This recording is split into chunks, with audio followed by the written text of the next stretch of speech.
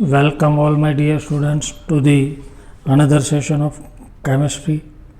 In previous session we were discussing about the purification of hard water and hydrogen peroxide H2O2 के बारे में भी हमने बात की थी कि H2O2 की केमिकल प्रॉपर्टी क्या होती है, उसकी फिजिकल प्रॉपर्टी क्या होती है. लास्ट H2O2 की यूजेस सिर्फ शॉर्ट में लिख देना है. मैं जो बोल रहा हूँ वो इन हेयर ब्लीच, मतलब हेयर को कलर करने में, ब्लीच करने में.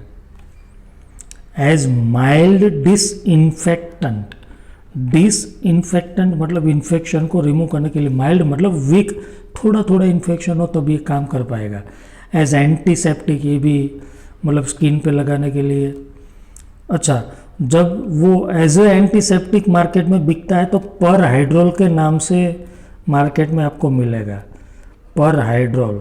आप बोलेंगे कि पर हाइड्रोल दो तो वो H2O2 देंगे, बट एंटीसेप्टिक वाला लिख लो. As antiseptic H2O2 is sold in market as perhydrol. लिखा. फिर in preparation of the compound like perborate and percarbonate. Perborate और पर कार्बोनेट जैसे कंपाउंड में यूज होता है इसकी प्रिपरेशन में. फिर इन प्रिपरेशन ऑफ हाइड्रोक्विनोन, ये लिखा है देखो, हाइड्रोक्विनोन, टार्ट्रिक एसिड और कुछ फूड प्रोडक्ट उसमें भी यूज होता है. सबके स्ट्रक्चर हमें याद होना जरूरी नहीं है. In bleaching of text, in bleaching agent. Bleaching agent का मतलब होता है इम्प्योरिटी रिमूव करने वाला compound. As a bleaching agent in textile market. Paper आपको पता है, आपके नोटबुक पे के जो पेपर्स बनते हैं वो येलोइश कलर के होते हैं, उसे ब्लीच करके वाइट बनाया जाता है. तो H2O2 ब्लीचिंग का काम करता है.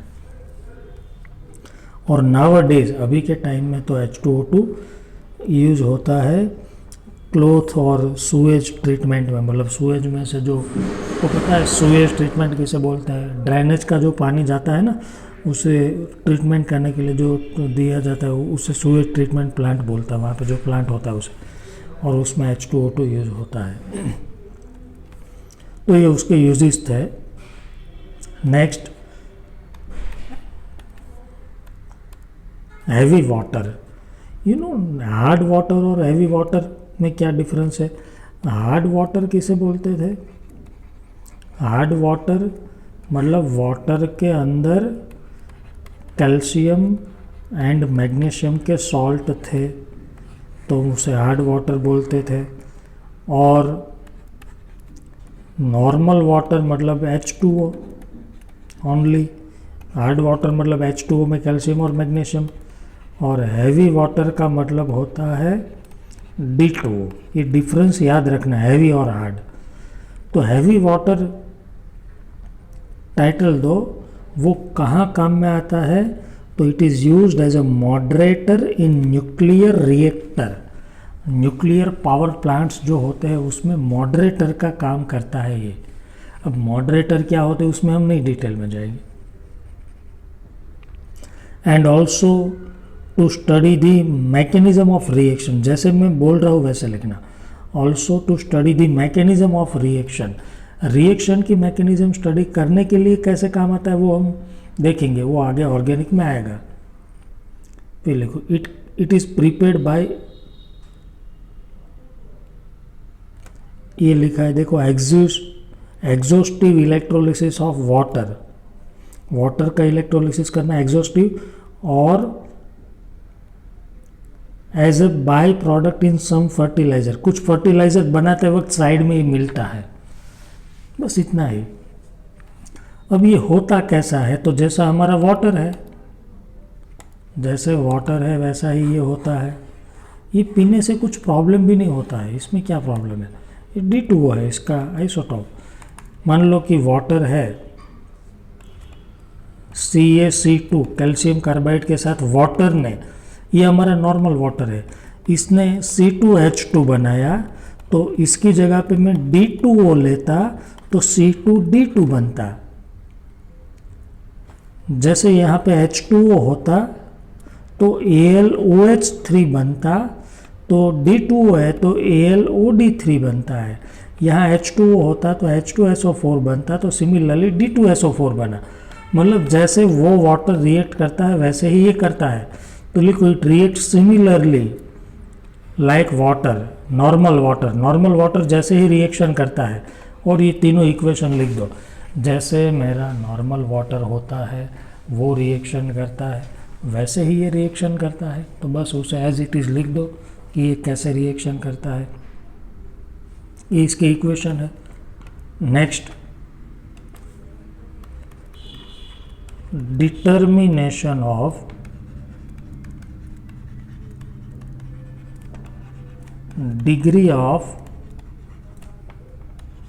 Hardness of water.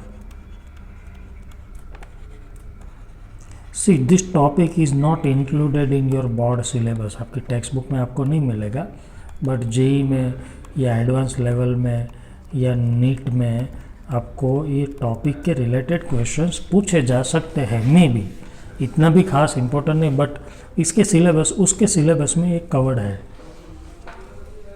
लिखो, आपको तो पता है ना हार्ड वाटर क्या होता है। जिसमें कैल्शियम और मैग्नीशियम के सॉल्ट हो उसे हम बोलते हैं हार्ड वाटर।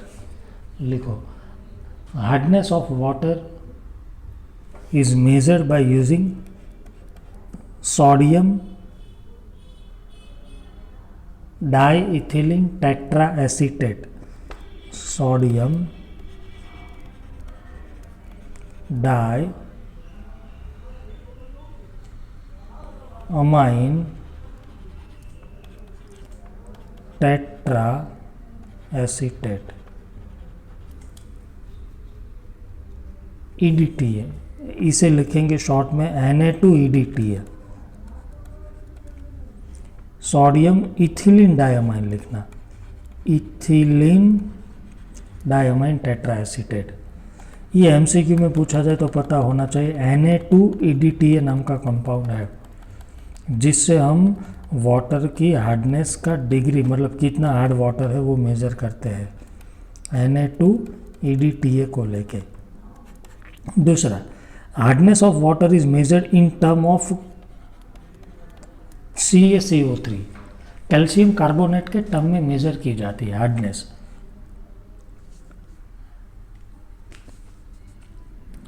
लिखो, हार्डनेस ऑफ वाटर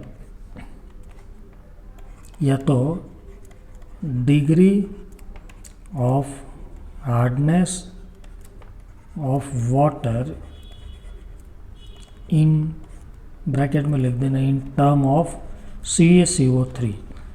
CaCO3 की टर्म में मेज़र किया जाता है।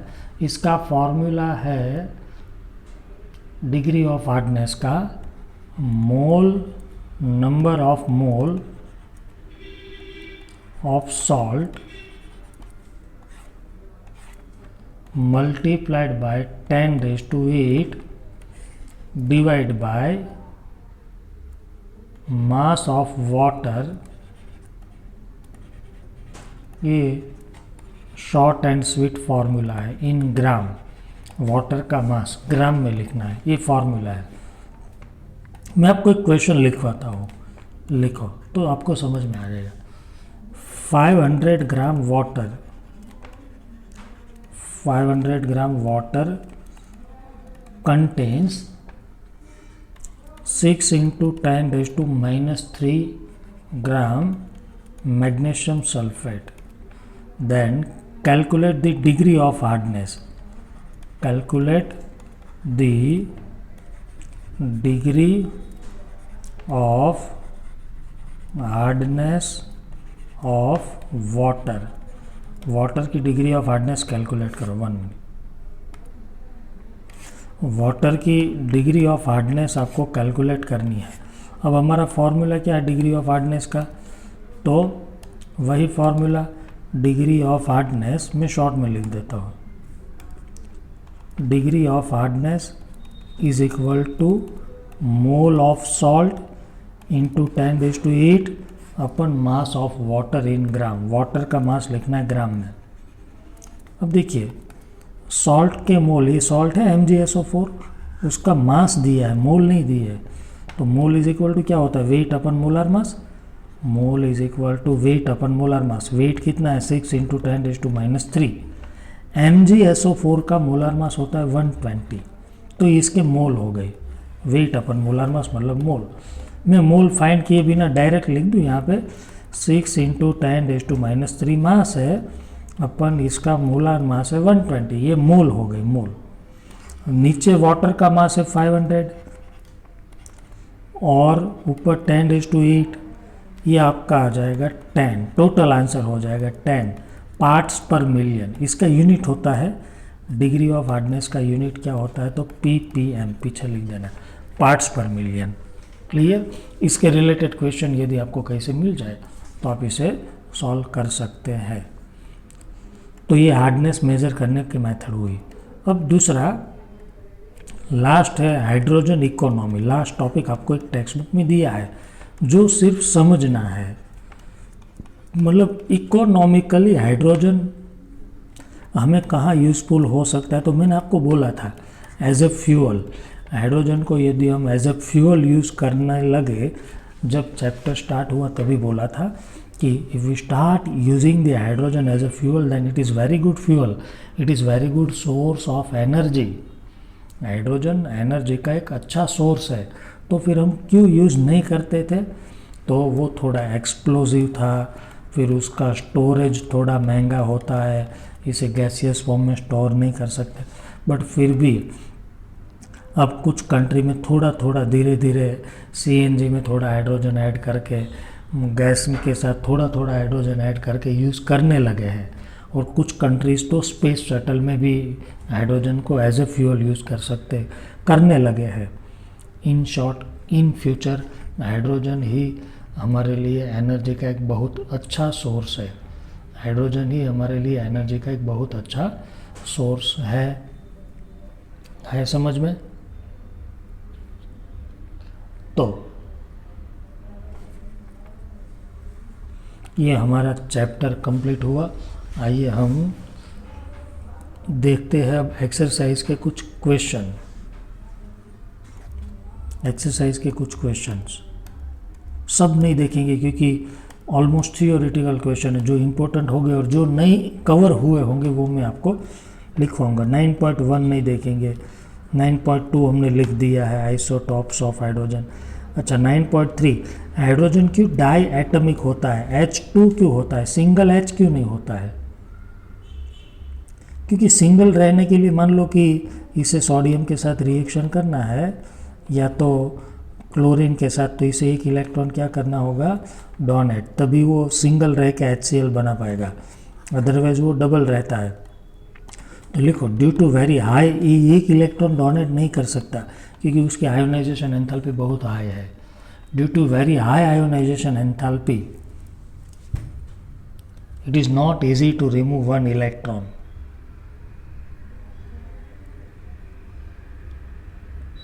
सो इट फॉर्म्स कोवैलेंट बॉन्ड, वो दूसरे के साथ कोवैलेंट, दूसरे हाइड्रोजन के साथ, आयोनिक नहीं, कोवैलेंट बॉन्ड बना। शेयरिंग में तो इलेक्ट्रॉन निकालना नहीं होता है ना, एक इलेक्ट्रॉन निकालता तो वो डिफिकल्ट था क्योंकि उसमें एनर्जी ज़्यादा लगती थी, इसलिए वो शेयरिंग करके, सो it forms covalent bond with another hydrogen. अच्छा एक्सरसाइज का 9.4 हाइड्रोजन कैसे बनता है, बाय कॉल गैसिफिकेशन। ये मैं वहाँ पे आपको लिखवाना भूल गया था, मतलब नाम आपने देखा है। कॉल गैसिफिकेशन मतलब देखो नोटबुक में प्रिपरेशन ऑफ हाइड्रोजन वाला टॉपिक, उसमें कॉल गैस जो बनाया था वो रिएक्शन को हम कॉल गैसिफिकेशन कहते हैं। कॉल गैस वाली रिएक्शन को हम कॉल गैसिफिकेशन कहते हैं। कॉल गैस वाली रिएक्शन को हम कॉल गैसिफिकेशन कहते हैं। कॉल गैस जहाँ पे हमने बनाया था उसे हम कॉल गैसिफिकेशन कहते हैं। खास वहाँ पे टाइटल दे देना, ये भी हमने लिख दिया है। फिर 9.6 नंबर का क्वेश्चन है, इक्वेशन जो दी है उसे कंप्लीट करना है। आपको जो इक्वेशन दी है उसे कंप्लीट करना है। तो ये तो हमने ऑलमोस्ट, ये देखो H2 प्लस कोई मेटल का ऑक्साइड है। हाइड्रोजन की केमिकल प्रॉपर्टी देखो, मैंने आपको सिखाया था कि ये मेटल को अकेला छोड़ के हाइड्रोजन इसके साथ चला जाएगा, H2O बना लेगा। लिख दो, not important. CO plus H2 catalyst, ये जो है ये वाटर गैस है, उसे यदि कैटेलिस्ट दे दो तो उसमें से मिथेनॉल बनता है। ये भी आपको टेक्स्ट बुक में नहीं दिया था बट मैं बता रहा हूँ, it is not also important. अच्छा, उसके बाद में एक आपको दिया है third number C3H8 plus 3H2O gas. ये तो मैंने आपको बोला था कि कोई भी हाइड्रोकार्बन, कार्बन और हाइड्रोजन वाला यदि वाटर वेपर के साथ रिएक्शन करेगा तो हमें मिलेगा कॉल गैस। सिर्फ इसे बैलेंस करना है बस, ये 3 और 7 कॉल गैस, ये कॉल गैस हो गया। और fourth equation Zn plus NaOH, ये देख लो आप, प्रिपरेशन ऑफ हाइड्रोजन में हमने लिखा है Na2ZnO2 बनेगा और H2 गैस मिलेगा। आया समझ में? क्लियर? नेक्स्ट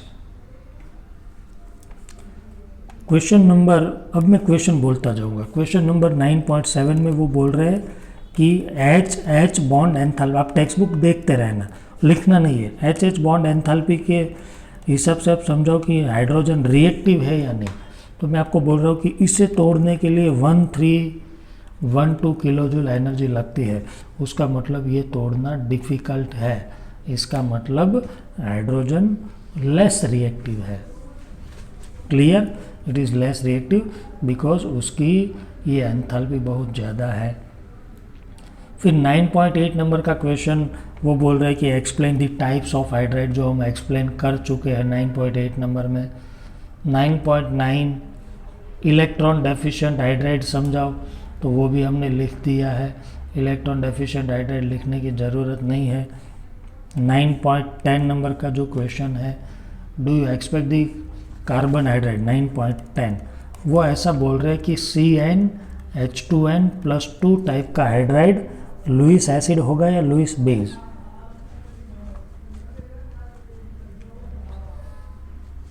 लुईस एसिड होगा या लुईस बेस। एक अभी तो ज़रूरी नहीं था इसलिए मैंने नहीं लिखवाया था। लुईस एसिड कौन हो गए पता है? इलेक्ट्रॉन डेफिशिएंट हाइड्राइड जो होते हैं वो लुईस एसिड होते हैं। इसे लुईस एसिड अभी सिर्फ लिख दो वहाँ पे जहाँ पे आपने हाइड्राइड लिखा था ना वहाँ पे। और इलेक्ट्रॉन रिच हाइड्राइड होते हैं वो लुईस बेस होते हैं। अब वो कैसे, वो हम इक्विलिब्रियम वाले चैप्टर में देखेंगे। बट क्या ये CnH2n+2 मतलब अल्केन, मीथेन, इथेन, प्रोपेन, क्या ये इलेक्ट्रॉन डेफिशिएंट थे? नहीं। क्या इलेक्ट्रॉन रिच थे? नहीं, ये तो इलेक्ट्रॉन प्रिसाइज थे। So it can not be Lewis acid और लुईस बेस। बस इतना लिख दो कि they are electron precise hydride, so they are not Lewis acid और लुईस बेस। क्लियर? ये 9.11 भी हमने लिख दिया है हाइड्राइड। 9.12 नहीं लिखना है हमें।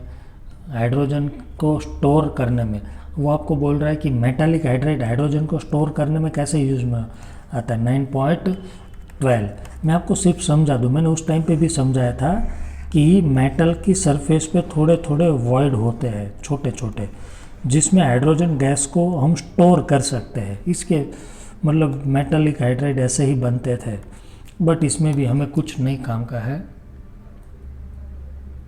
9.13 atomic hydrogen oxy hydrogen torch में कैसे यूज होता है वो भी हमें नहीं याद रखना है।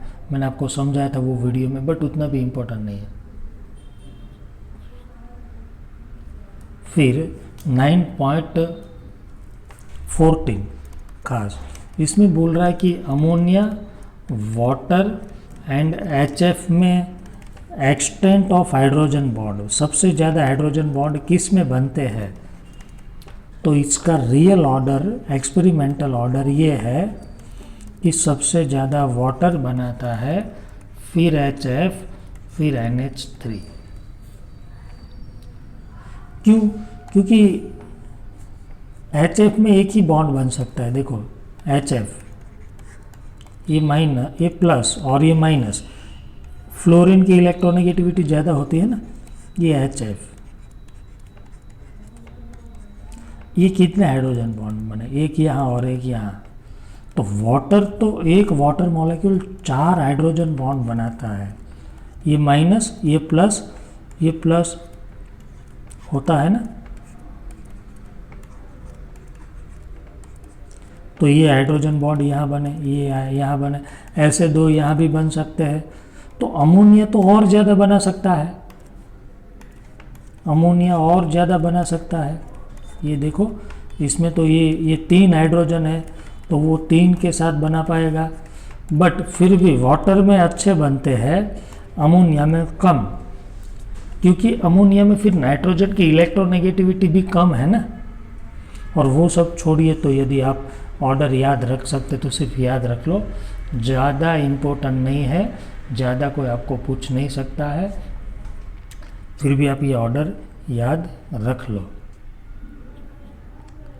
फिर 9.15,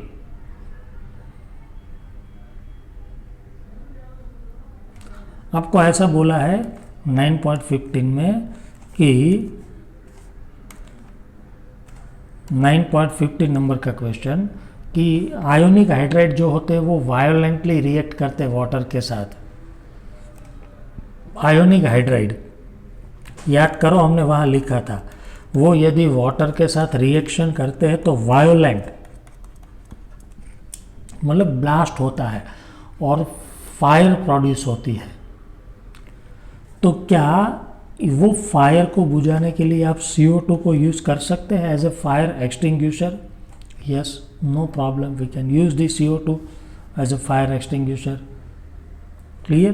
क्योंकि इसकी जो फायर होगी वो किसकी वजह से होगी? ऑक्सीजन, और ऑक्सीजन यहाँ पे होगा एटमॉस्फेयर में। जैसे CO2 आएगा ऑक्सीजन ऊपर चला जाएगा, because CO2 is heavier than oxygen, तो वहाँ से फायर गायब हो जाएगी। 9.16 खास ये एक इम्पोर्टेंट है, 9.16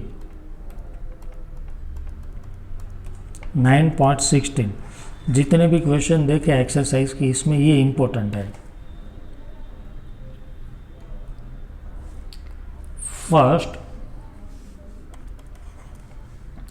CaH2, BeH2 एंड TiH2, इसे इलेक्ट्रिकल कंडक्टेंस, कौन सा ऑर्डर? इलेक्ट्रिकल कंडक्टेंस के ऑर्डर में अरेंज करो। आपको पता है कंडक्शन कौन कर सकता है? आयोनिक कंपाउंड जिसमें आयन होते हैं। कंडक्शन कौन कर सकता है? Ionic compound. तो इसका ऑर्डर ये होगा, कैसे मैं एक्सप्लेन कर रहा हूँ। टिटानियम मेटल है, मैंने बोला था कि मेटल के साथ हाइड्रोजन आयोनिक बॉन्ड बनाता है, तो ये है, पहले तो ये लिखो आप कि ionic compound are good conductor, ionic compound are good conductor. तो TiH2 में तो आयोनिक बॉन्ड बनेगा क्योंकि वो मेटल है, इसमें भी आयोनिक बॉन्ड बनेगा, ये भी मेटल, ये भी मेटल। तो अब क्या करें? तीनों आयोनिक बॉन्ड है, बट आयोनिक कैरेक्टर किसमें ज़्यादा है? तो covalent character is inversely proportional to size of cation. Cation जितना छोटा होगा उतना ही उसमें कोवैलेंट कैरेक्टर ज़्यादा होगा और आयोनिक कैरेक्टर कम होगा। जितना कैटायन छोटा उतना आयोनिक कैरेक्टर ज़्यादा होगा। जितना कैटायन छोटा है, फजान रूल याद करो, आयोनिक कैरेक्टर ज़्यादा होगा। BeH2 और कैल्शियम हाइड्राइड, ये जो है 1 मिनट, ये आयोनिक बॉन्ड नहीं है तो हम फजान रूल अप्लाई नहीं करेंगे, प्योर आयोनिक नहीं है। बेरिलियम हाइड्राइड जो है ना वो कोवैलेंट कैरेक्टर रखता है, क्योंकि फजान रूल आप अप्लाई भी कर दे तो भी कोई प्रॉब्लम नहीं है, क्योंकि जितना कैटायन छोटा होगा उतना उसमें कोवैलेंट कैरेक्टर ज़्यादा होगा। कोवैलेंट कैरेक्टर याद है ना? तो सबसे छोटा कैटायन तो बेरिलियम है, beryllium, magnesium, calcium, top to bottom size increase, तो ये सबसे छोटा है।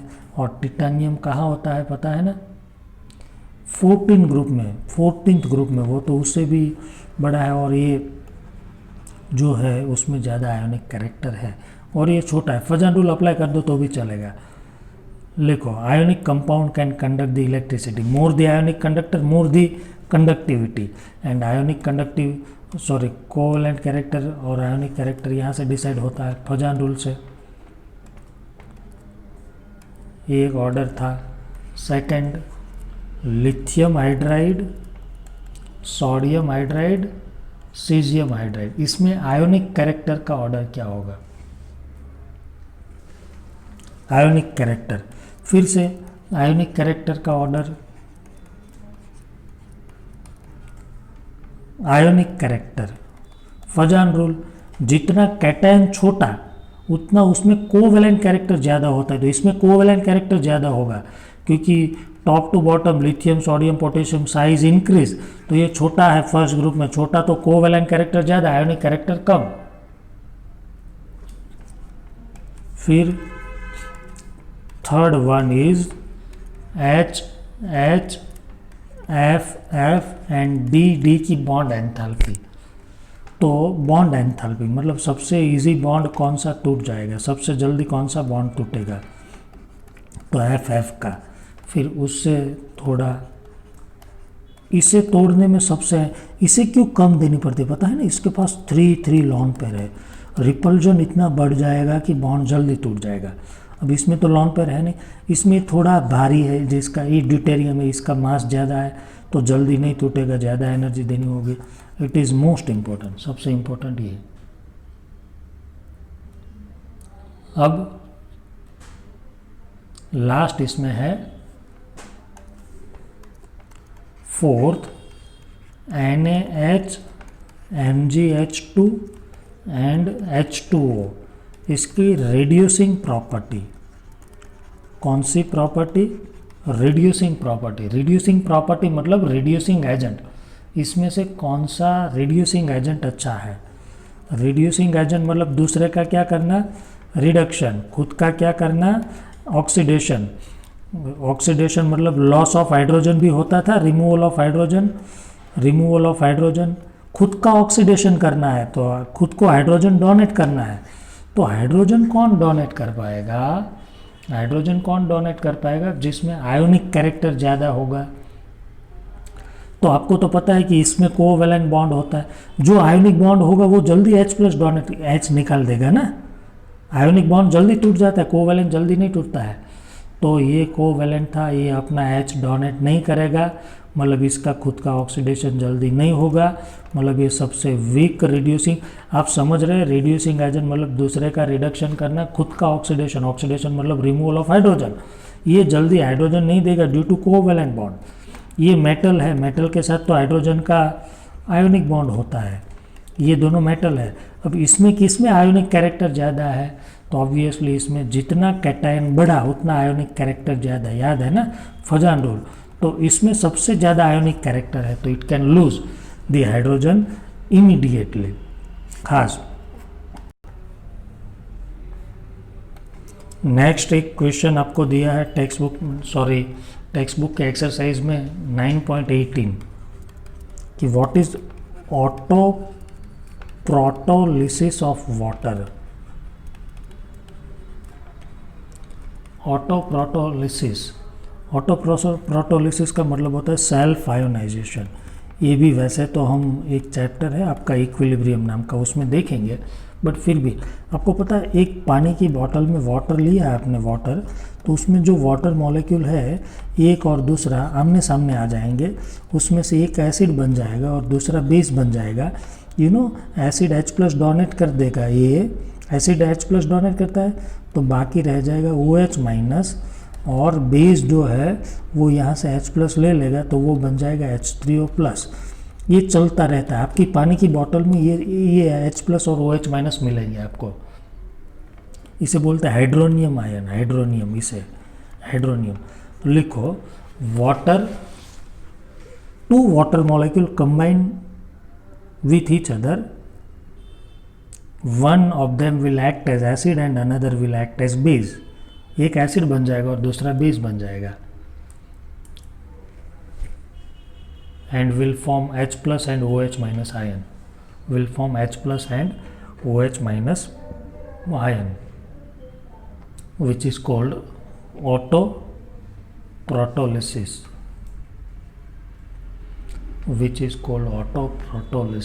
of water. है समझ में ऑटोप्रोटोलिसिस। और एक क्वेश्चन है कि क्या डीमिनरलाइज्ड वाटर, आप टेक्स्ट बुक में देख लेना कौन सा क्वेश्चन है वो तो मुझे नहीं पता है, क्या डीमिनरलाइज्ड वाटर एक्सरसाइज का है। बाकी सब जो बीच में क्वेश्चन है वो छोड़ देना, आ गए हैं ऑलरेडी कवर हो चुके हैं चैप्टर में, और कुछ इक्वेशन है जो काम के नहीं है। क्या डीमिनरलाइज्ड वाटर हम पी सकते हैं, ड्रिंक कर सकते हैं? डीमिनरलाइज्ड वाटर कैसे बनता है वो भी मैंने आपको डिटेल में सिखाया था। तो आंसर नहीं, बिकॉज लिखो we can not drink demineralised water, we should not drink demineralised water because minerals are important for our body.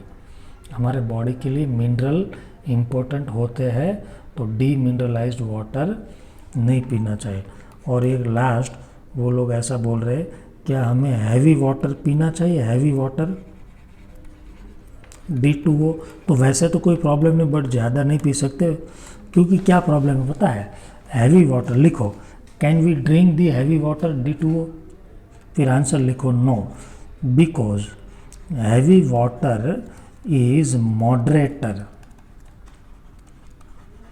Moderator means it slow down the reaction, rate of reaction, it slow down the speed of chemical reaction, वो chemical reaction को slow कर देता है। Now this heavy water will slow down the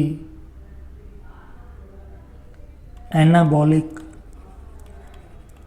and catabolic reaction in our body, हमारे body में जो reaction होती है उसे कम कर देगा, will slow down the anabolic and catabolic reaction in our body, finally which it will cause the casualty, मतलब death भी हो सकता है। so we should not drink this type of water, clear. तो इसी के साथ हमारा हाइड्रोजन चैप्टर कंप्लीट हुआ। आई होप कि आप सबको अच्छे से समझ में आया होगा, और सबसे इम्पोर्टेंट मैंने जितना नोट में लिखवाया है उतना खास अच्छे से करना है।